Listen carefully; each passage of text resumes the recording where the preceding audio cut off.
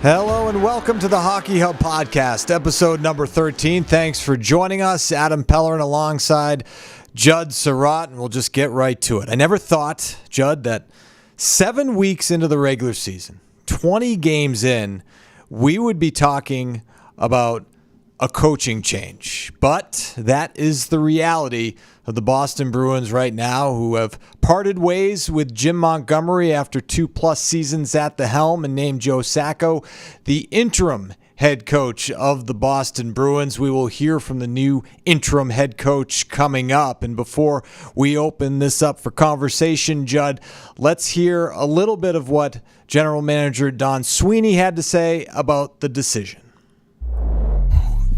The obvious reaction for me is disappointment in the decision I had to make yesterday in making the coaching change. I have nothing but respect and utmost appreciation for Jim Montgomery as a hockey coach, as a person. The infusion of positive reinforcement that Monty brought to the organization from day one, resonated. In a historic season, fell short of a goal.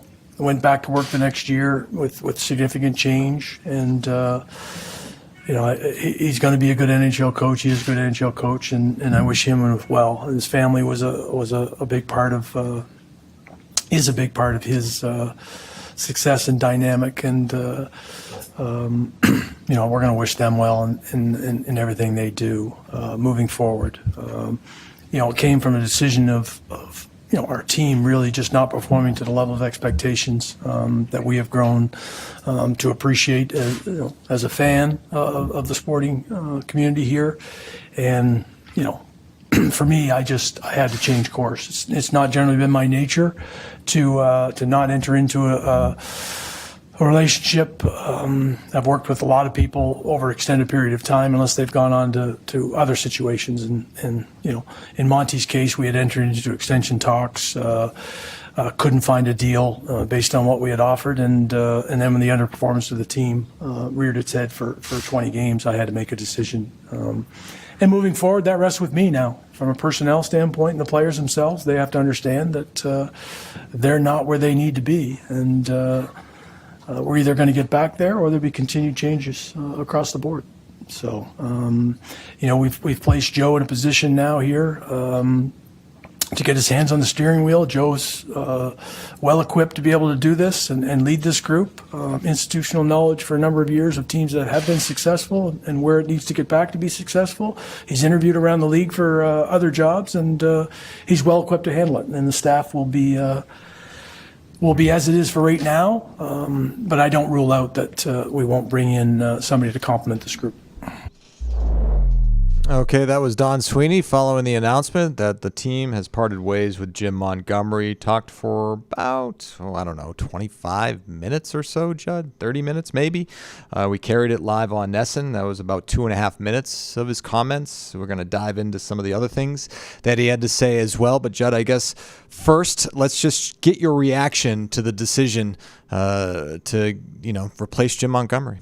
Well, first and foremost, I think with Jim Montgomery, and I'm sure you had the same experience, that he's a really good hockey coach. He's a really good person. And I just think it's a matter of time until he winds up behind an NHL bench as a head coach here going down the road. And I have nothing but good things to say about Jim Montgomery, and he was terrific to deal with during his 2+ seasons here. That said, I think Don Sweeney basically laid it out, and we can go into a little bit further depth that 20 games in was a sample size that he felt was big enough, and he could see that this team was not making progress. I think there were opportunities throughout those first 20 games. You can point to some wins, whether it's the comeback win in St. Louis or going back a little bit earlier, the victory that they had in Colorado early in the season when they took their first extended road trip. There have been others, the back-to-back shutouts against the Flyers and the Kraken, where you really felt like the Bruins were going to get some traction, but they had a hard time doing that. And the other thing that he pointed out is that if you look across the 20 games and you look and you break it down almost by period, that the Bruins had a hard time playing from period to period, much less playing game to game. that they had a hard time either dealing with the adversity or dealing with when the other team would push, how would they respond? And the term that he brought up was we would often self-destruct. And that's something that I think across the 20 games, you had an opportunity to see this on more than one occasion. That's something that they are hoping with 62 games remaining left here in the regular season that they can fix. I'd like to echo what you said off the top. I enjoyed working with Jim Montgomery over the last 2+ years. His hiring actually coincided with me joining our Bruins coverage, and I got to know him a little bit, traveling with him as you did. A good person, somebody who I admire because of how hard he had to work to get back into this situation. Everybody knows he was very public about his issues with alcohol and shared that as well. When he accepted the award for Coach of the Year, the Jack Adams Award, he gave a very impassioned speech when he won that award. And it's somebody I respect on a personal level. Just a good guy, too, and a good hockey guy, right? Somebody who, again, has roots in New England, played on the national championship main team, and was happy to be here, understood the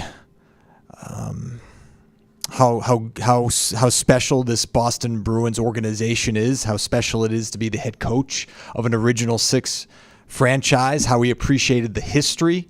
We just came off a centennial season where, we had a number of different theme nights, era nights at TD Garden, and before he got into the nuts and bolts of the opponent on that night, he would talk about his favorite players growing up, maybe for the Montreal Canadiens, or his favorite Bruins players growing up. So somebody who just got it, and I really appreciated that. That's a good way to endear yourself to the fans, is appreciating the history of the organization. Aside from all of that, and again, just to go back to some of the things that Don Sweeney was talking about in terms of the team's play, I mean, it hasn't been just one thing. It's been multiple things. It's been across the board.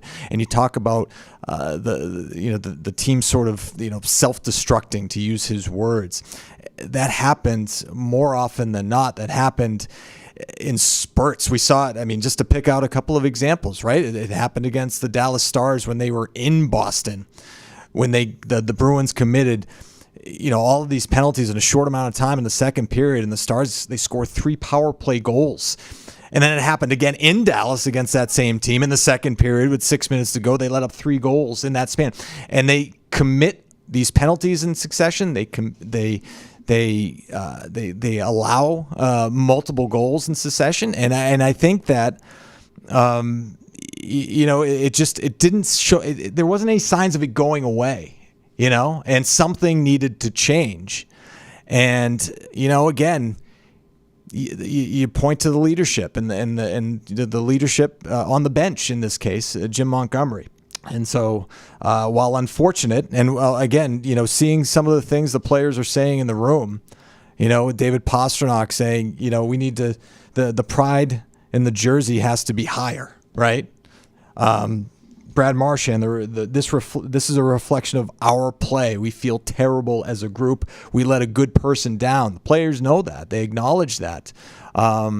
But, at the end of the day, a change was needed, and that's the decision the organization felt it needed to make. No question about it. And I know we're going to talk a little bit about what changes we may see now that Joe Sacco is behind the bench. But the other thing that I thought that was interesting, just listening to Donnie talk, was just how layered the issue was, since we're talking 20 games into the season, and it stems all the way back from training camp. And I know Cam Neely had mentioned in an article in the Boston Globe that he was unhappy with the way that camp went. But there are so many different reasons why the Bruins are where they are, and you've gotten the result that you've seen here today, whether that's been injuries to guys in training camp, guys who have come back who haven't performed the way that you expected, new guys who have come in who haven't acclimated the way that you wanted to. There are so many different facets of this that have led to this point that ultimately Jim Montgomery, the other thing that I thought was interesting and Don Sweeney acknowledged this, Jim Montgomery is a really good communicator, but the message that he was trying to get across, for one reason or another, it wasn't resonating, or if it was resonating, it wasn't resonating long enough. So the Bruins at this point, they need to try and figure out a way, hey, we believe that we're a playoff team. How do we get ourselves there? And then I think that forced the general manager's hand. Yep. And one thing that really stood out that Sweeney was talking about in his press conference, that we're not a hard out right now, right? I mean, how many times can you say that about the Boston Bruins over the last however many years, right?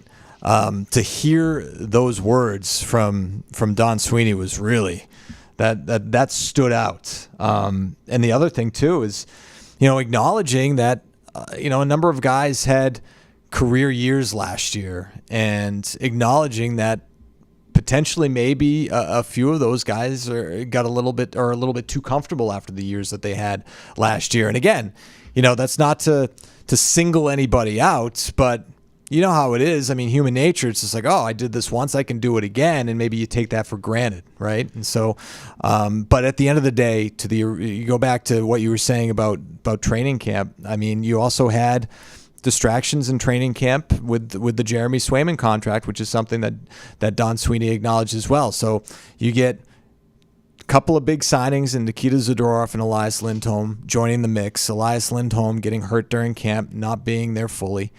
You have the injuries, not the injuries, but off-season surgery that Brad Marchand had. He had a slow start to camp. Some of the other new signings, right? Max Jones, somebody, again, they brought in all these, they were clearly, size was a priority, physicality was a priority in the offseason for the Bruins. They bring in some of these guys, and Jones is injured to start camp, and then you have the Swayman contract situation, which is looming, and it's just sort of a perfect storm of events that happened over the course of training camp, and the word was disjointed. With that said, Judd, the GM also said, hey, look, we're far removed from that at this point. I mean, that was a long time ago. And so there needs to be a change. There needs to be something to kickstart this team, to light a fire under this team, and maybe this is the move to do it. I definitely want to move forward and talk about some of that and what we may see that's going to be a little bit different. And certainly everybody has a role in this one, whether that's management, coaches, players, and they're all acknowledging that. But I also want to take a look back a little bit to last year. Adam, you were on the trip. You remember the morning skate in San Jose? Yeah. And this was early in the season. Early. And Jim Montgomery was barking at his team. And you remember what he was saying?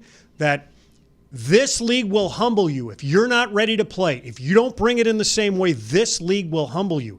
And early in that season, in the first 10 games, the results, they were good. They were 9-0-1. But the process was not. Now, that ultimately caught up with the Bruins.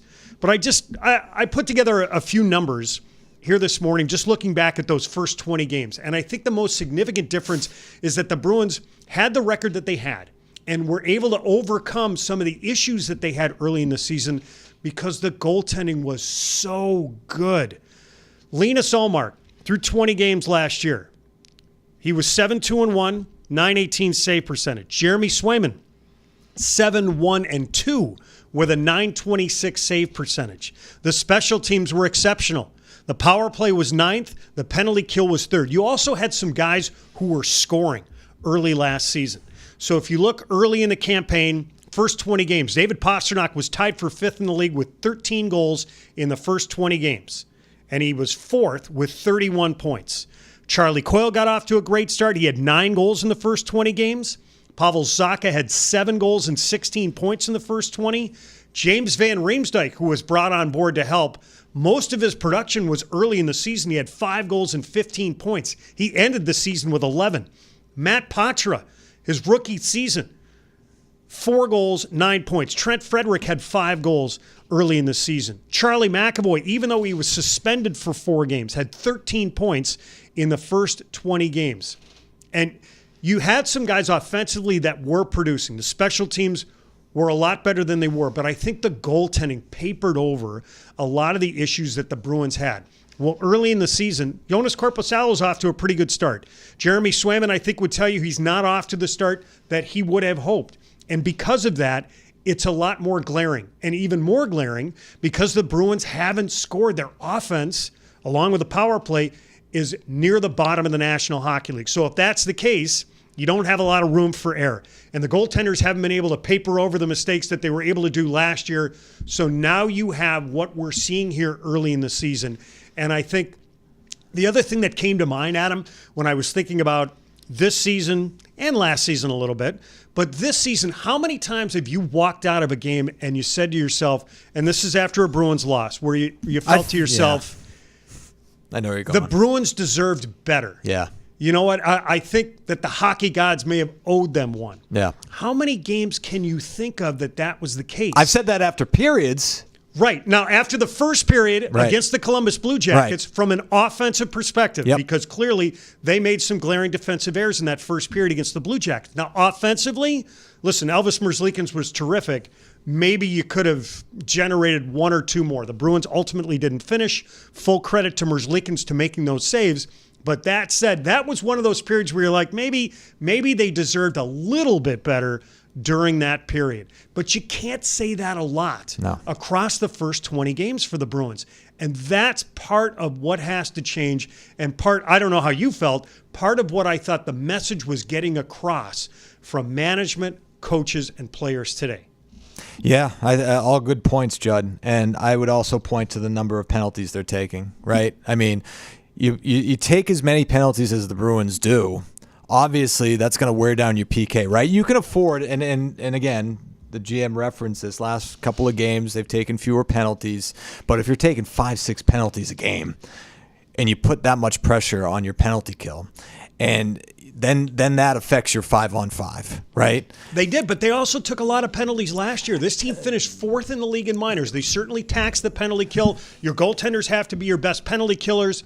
And again, early in the season, Adam, I think that they were covering a lot of that up early in the season. But the other thing that came to mind when I think about the Bruins, and this is before the season started, what's the identity of the Bruins? The identity, and you added two pieces to help that identity, was a hard defensive team to play against. Not an offensive juggernaut, not a team that was loaded with skill top to bottom. They still had obviously some top-end players who could score. You were hoping to add to that by bringing in a guy like Elias Lindholm. But they were supposed to be the identity of the team. And it was referenced today. I thought that was interesting. Not only do they have to be a hard team to play against, but as Joe Sacco mentioned, we have to be a much stingier team than we have been to this point. Last year, the Bruins finished fourth in the league defensively in goals against per game. The Bruins are a far cry from that early in the season. And the other thing that stuck out to me, Adam, is that the players have talked about it this year. The GM referenced it when talking about Jim Montgomery, and Cam Neely also referenced it in the article that I talked about in the Boston Globe, is that the Bruins, their details and their habits, even beyond games, in practices, in training camps, they weren't up to the standard that the Bruins have set in the past. And what you've seen in those morning skates and those practices and what happened in training camp, it's bled into the regular season. Yep, no question about it. You're watching the Hockey Hub, and if you like what you hear, then make sure to like and subscribe to the show. Hockey Hub can be found on YouTube, Spotify, Apple Podcast, Amazon Music, and wherever else podcasts are found. All right, you mentioned Joe Sacco. As we transition now to talking about the new interim head coach of the Bruins, before we get into that conversation, let's hear a little bit of what he had to say.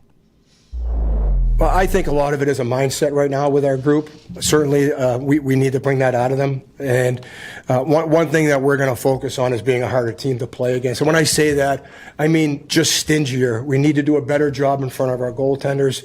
If you look at the 10 years that I've been here, we've always been a team that really takes pride in defending their goaltender, defending the net front, defending the zone. And so for me, that's one area where we're going to be more difficult to play against by playing our system, which will allow us to be successful. successful moving forward. And I'll start by saying this about what he said at the beginning of his comments was that, it was a tough 24 hours for him, right? It's been a tough 24 hours for the coaching staff because they feel partially responsible for the situation that they're in right now. And so Joe Sacco takes over. He's got head coaching experience. He mentioned that and talked about being a much younger man when he was in Colorado and learning from that experience, also learning from his experience on the bench for the past decade or so with the Boston Bruins. But the one thing that stood out to me, and I'll let you speak to what stood out to you, Judd, but the one thing that stood out to me is what he learned from his time in Colorado, talking about, I was focused on the game plan, I was focused on the execution, but I wasn't as much focused on the personal relationships with the players. And that's something we referenced Jim Montgomery. He was a good communicator, focused on the relationships. That's something that Sacco is going to do moving forward. It'll be interesting to see how Joe is able to build that into his coaching style. Listen, he is regarded as one of the best assistant coaches around the National Hockey League, and a guy who has head coaching experience, as you mentioned, with the Colorado Avalanche, a guy who's been in the mix for a handful of jobs here over the last few years, but just hasn't found the right opportunity. And he hasn't been hired by a general manager around the National Hockey League. That doesn't mean he's qualified or not qualified. That means he's a guy that's looked to as a guy who could right the ship for a lot of teams. I know there are some teams out there that gave him good, long looks, and I think that there was a really good opportunity for a few of those teams where Joe was going to end up behind the bench. But that said, here's where the opportunity is. And, he's a Medford guy. I don't think, because he had such a good relationship with Monty, and you mentioned the word he brought up, bittersweet. Listen, he has the utmost respect and a really good relationship for Jim Montgomery, but he also has the opportunity to step behind the bench with his hometown team, the Boston Bruins, and try to lead this team where they need to go. And I think he's starting with the right thing. The other thing that he mentioned that he talked about, and I've heard other coaches talk about this, Adam, is that he wanted to focus on being stingy, but he also wanted to elevate the work ethic. He said it's been there. It hasn't been to the level it needs to be. And then if the Bruins are able to do this, and that's the thing with skill, it only comes out and it really shows when the work ethic is there. And I think if the Bruins can start to bring that on a more regular basis and play the way he's hoping to, and that's being a stingier team, they're going to check a lot better. If you check a lot better, you're going to have the puck a lot better. And if you have the puck a lot more often, guys like David Pastrnak, Brad Marchand, some of the skill guys on the team, then their skill will be able to come out if they're able to do that. But it's got to start with the work ethic that they bring, and it has to be 5-man units all the time.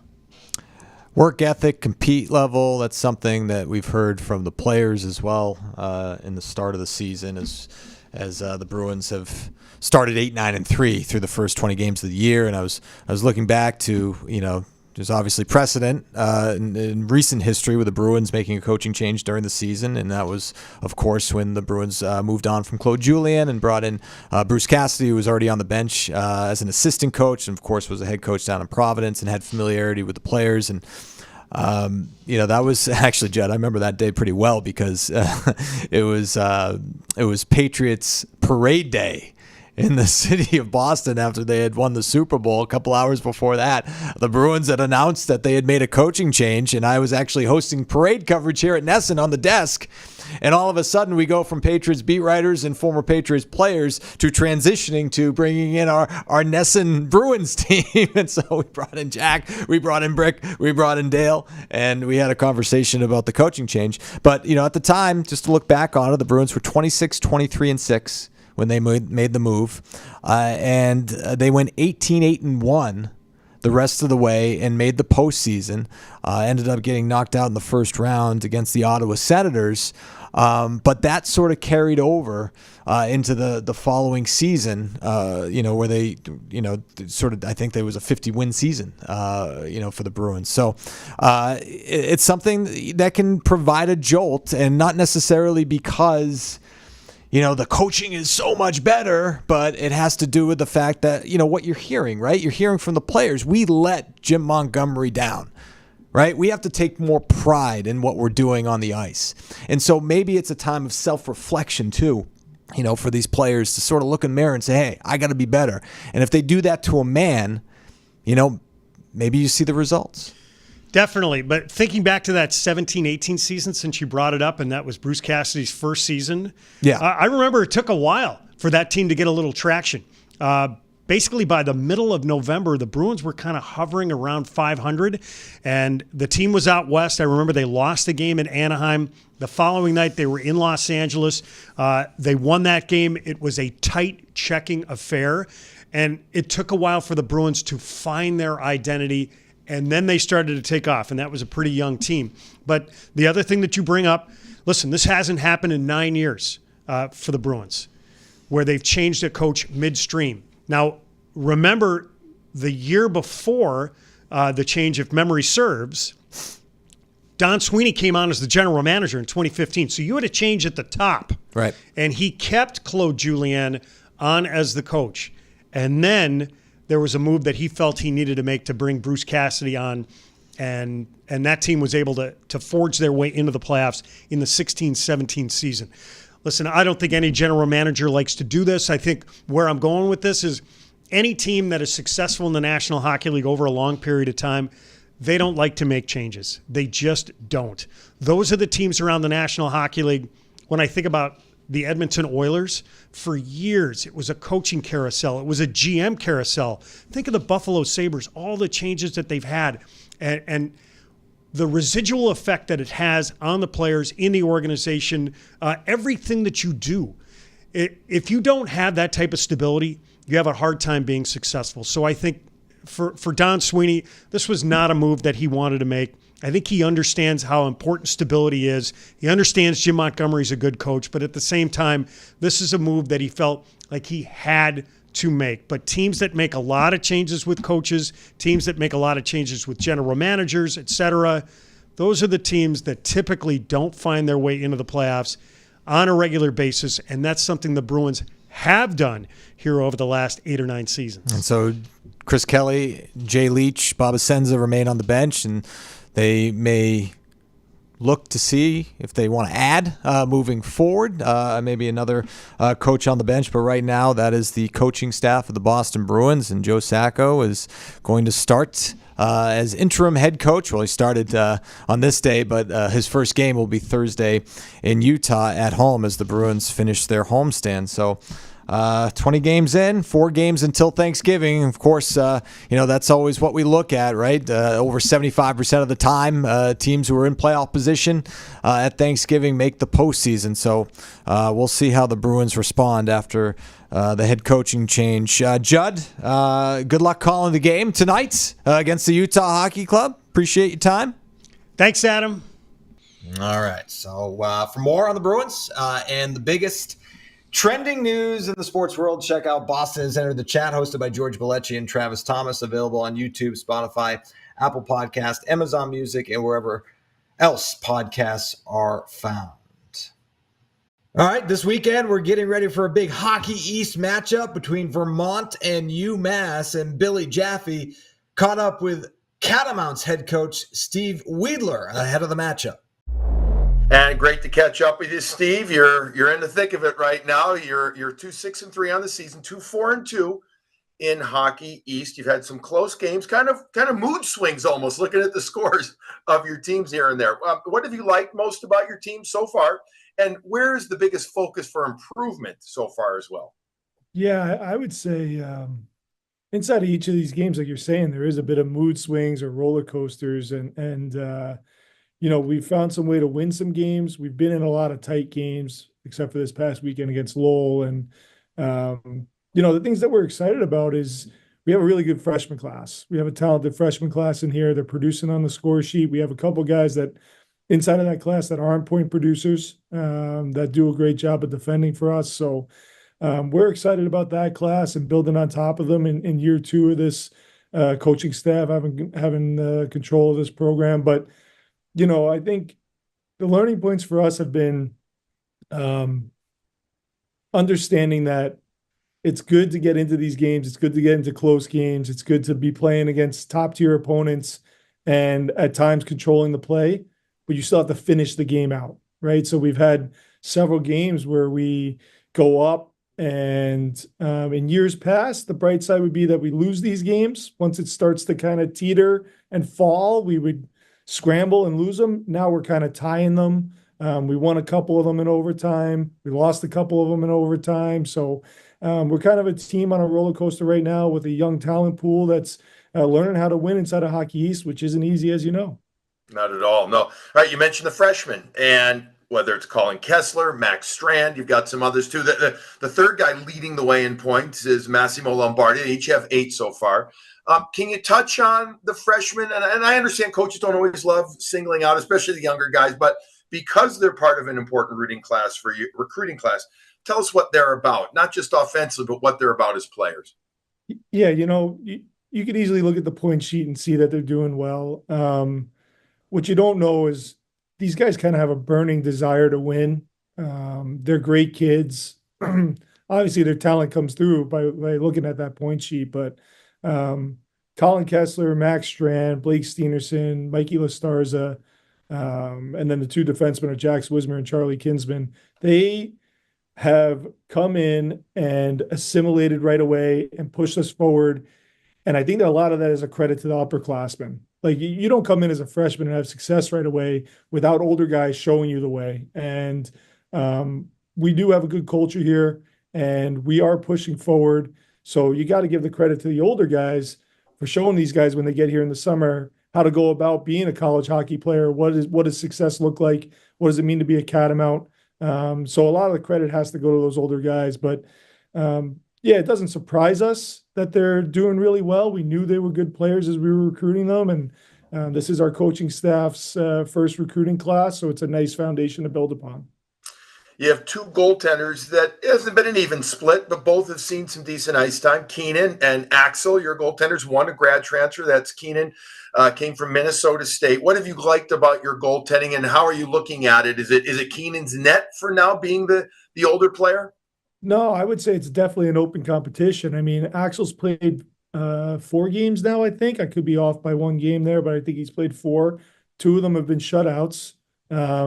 He's won Defender of the Week in Hockey East, and he's won Goaltender of the Week in Hockey East. So he's done a good job. He's a sophomore, and he was a highly touted prospect for us when we recruited him. So, it's nice to see him take a step and start pushing Keenan. Now, Keenan has the experience, and he's going to have to deal with the hot sophomore pushing on his heels. And I think we'll have a healthy competition here up into the second semester, and I'm hoping that one of these guys will grab it and go after we get back from Christmas break. But for right now, it's definitely an open competition. Competition is always great. Speaking of great, your special teams, the numbers are really good. As I was prepping to sit down and talk with you, 20% power play, 93% on the PK. So I'm going to assume you're happy. Coaches are never satisfied, but you're happy with where those at. From an X and O perspective, what do you need to do better than at 5-on-5? Because again, the special teams seem to be doing their job so far. Yeah, we've been obviously Scott Mosier and Brendan Bradley deserve a ton of credit for what they do with the power play and penalty kill for us. Those are clicking on all cylinders. We've had some 5-on-5 success, but it's like you said earlier, it's been very roller coastery. Like, go from giving up 0 goals to giving up 6 against UConn.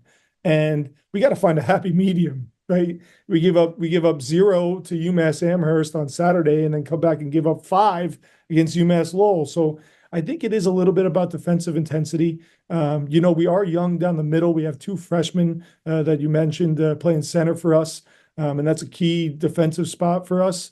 And we got to kind of understand that every single puck matters. When you're playing at this level, every play matters. And if you don't bring that defensive intensity for 1 second, that's the difference that these players need at this level to score against you. And it's different than junior hockey. So, we're learning that as we go along, and we've had some spouts of success with it and some on the flip side. And on the offensive side, we've had games where we score 5 or 6, and we've had games where we score 0.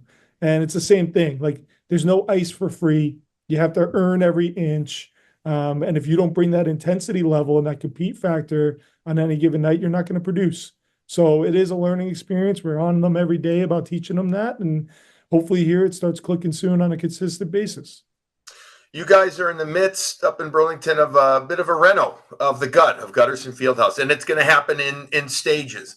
So I know some nice things have happened as far as the players and staff go. Tell us what has happened as part of the renovation and what's ahead.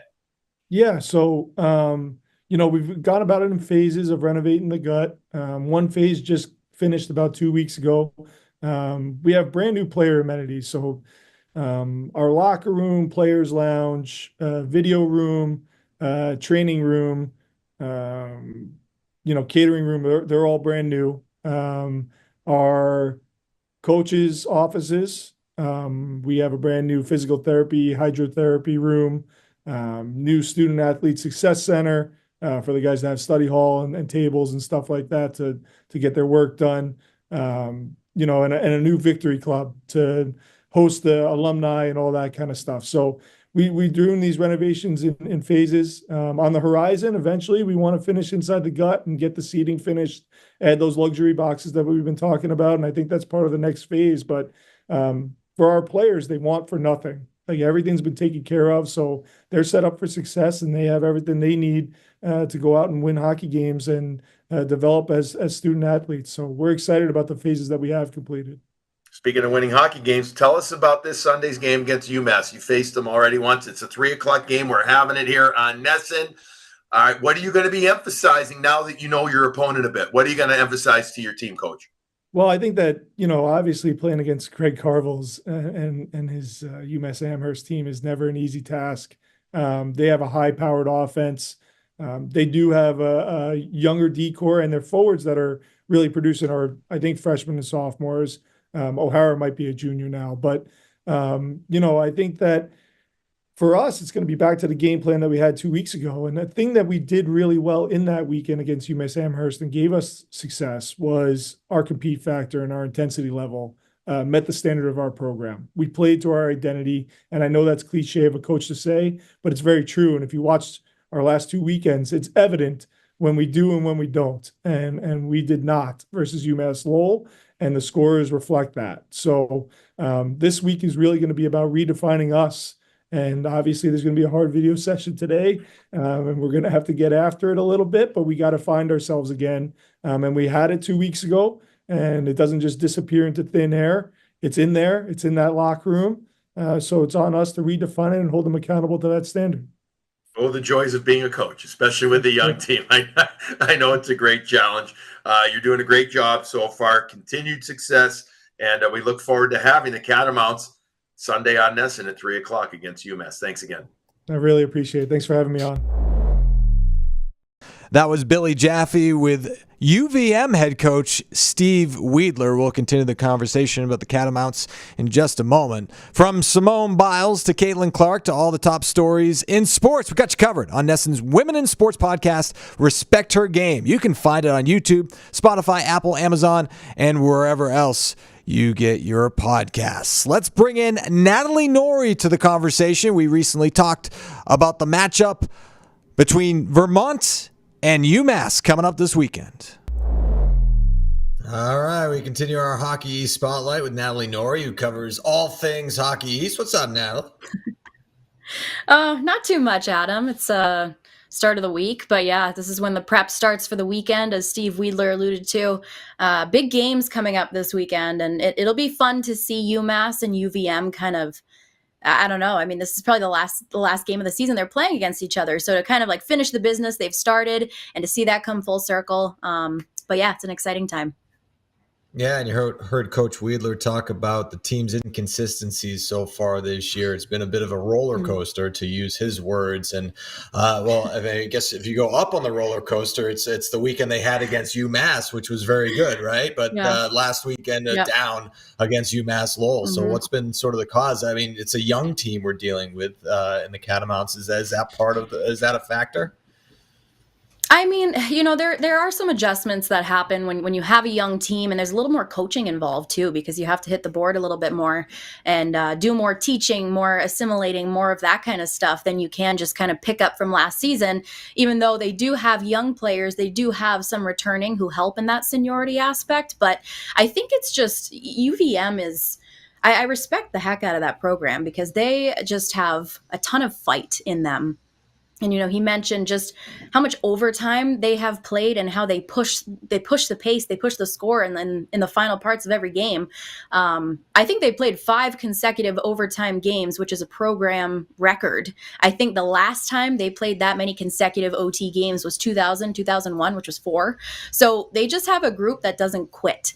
And I'm sure as a coach, that kind of raises your heart rate a little bit throughout each game, maybe a little stressful, but it's fun to watch them. I covered a game where they played. It was the 6-5 overtime loss to UConn, but UVM had scored and tied it up to take it to overtime with 0.3 seconds remaining. And it was funny because UConn thought game was over, 0.3 seconds left, but no, UVM showed up and they did what they do. I think, when he talks about the identity of the team, he really likes just an intense, hard, and physical fast team. And I think they're really starting to kind of put those pieces together and play to that identity. But yeah, I mean, whether their results and the record kind of reflects, what they have this year, I think overall they're just a really gritty program that refuses to quit. So they've been a lot of fun to watch. Yeah, he's talking about the compete level being there at times, but at other times, going back to the roller coaster analogy, it hasn't been there. But in terms of the players on the roster, which players should we be keeping an eye on this weekend? Yeah, I mean, he mentioned some of the freshmen, and I think those are great people to bring up. It was Colin Kessler as a first year this year. I think, Steve has said before that he's the type of kid that brings the same intensity on a Monday, Tuesday practice that he would bring into a top 20 matchup on a Saturday night. So he's just a really intense kid, really kind of reflects the kind of team that Steve Wiedler wants. Max Strand, another freshman who's at the top of the points with 8. I think he's got 7 assists, 1 goal, but he's a player that as a freshman can continue to develop that goal scoring side of his game, even though right now he might just be doing a really nice job setting up his teammates. So those are 2 to keep an eye on. The depth that's returning in Lombardi, Joel Matta. And I think, these guys, he said, these guys have a burning desire to win. And I think that's exactly what it is. It was funny because the power play, I remember the game that I covered, they kind of go into the power play. And at the time, they were just kind of trying a couple things out. And Blake Steenerson was a player who had never played on the power play prior to this game. And he played at the game at UConn, and he scored his first power play goal. So it's really cool to see that these players are in situations where they can succeed. Another interesting story, actually, is the Tornquist brothers defensively. Sebastian and Philip were actually committed to UMass prior to going to UVM. Sebastian transferred in this season, while Philip has been there the whole time, and they've actually played together quite a bit on the blue line this season. So, they play a really tough physical brand of defense too, and you have to in Hockey East if you want to, compete against players like Taylor McCarr or James Hagan. So yeah, they just have a really good team with a lot of potential. And I think you'll look towards the end of the season, the second half, they're really going to jump forward. Yeah, looking forward to the matchup at UMass this weekend. Again, these two teams playing a few weeks back. Steve Wiedler said the team played very well in one of those overtime games that you mentioned, went to the shootout, and Catamounts actually won the shootout. Yeah. And were able to win the other game as well. Looking for more success against UMass. Mm-hmm. All right, so Natalie, shifting gears away from Hockey East for a second, you made an appearance on the second episode of Unobstructed Views with a couple of guys I've heard of before. Patrice Bergeron, Tuukka Rask, hosted by Andrew Raycroft, and then Big Z, Zdeno Chara, was in the house. What was that experience like? Well, first of all, I said this to Patrice Bergeron because they were talking about Zdeno, his training regimen right now. I think he goes to bed 8:30 at night, gets up and runs and physical right at the start of the day. So just thinking about that transition from being a hockey player where your work is mostly at night to retirement and switching to the morning schedule. It was kind of interesting to hear the post-playing style of life, but it was kind of a dream come true in a way, because the 2011 Stanley Cup championship, I was 12 years old, and that was the event in my life that kind of dictated what I wanted to do. 12 years old. What? Sorry, salt All in the right, wound. continue. Sorry to cut you off. That was just a visceral reaction. No. Go ahead, continue. No, it's fine. When I look at pictures, I'm like, wow, such a child. But yeah, no, that was just super cool. I was looking around. I was at a table with Tuukka Rask and Patrice Bergeron and Adam, Andrew Raycroft as well. I was looking across at him, and it was just like, it was so cool. Just a full circle moment. And yeah, getting to share the stage with those people was just like, wow, 12-year-old Natalie would have been pumped for this. And it was a cool experience too. You get a different perspective of the game, just hearing from the players' commentary versus, a Judd and an Andy. So yeah, it was a really cool night just to be a part of. Yeah, no question. And yeah, it's an alternative broadcast, right? And so you have, more room to tell stories, and you can let those stories breathe versus conventional hockey game with Judd and Brick on the call. I mean, the game action's happening right in front of them. They're breaking down every play. In this forum, it's more conducive to sort of, sharing stories. And if they see a play, the game that they're watching, they can sort of compare it to maybe an experience that they had on the ice, and that's a springboard to an even bigger conversation, which is pretty cool. And to have those guys, to your point, on the couch all together with all those years of hockey experience, all those years playing together, all the success and all the failures, right, that they had together as well, because there's stories in that. It must have been pretty cool. Yeah. No, and it was, because you got to see, like, as soon as Z walked in, the guys, their eyes kind of lit up. They all started smiling, and it was funny because they were on camera, but you could see them all looking off camera at Chara, who just walked in, and they were smiling. So it was like to see that reunion, to see the brotherhood that continues after your playing days are done. It was honestly just really cool to witness, because I've never been in a room with such high quality hockey players before. And, yeah, just looking around and hearing their stories, hearing the funny things, the tough times, the good times.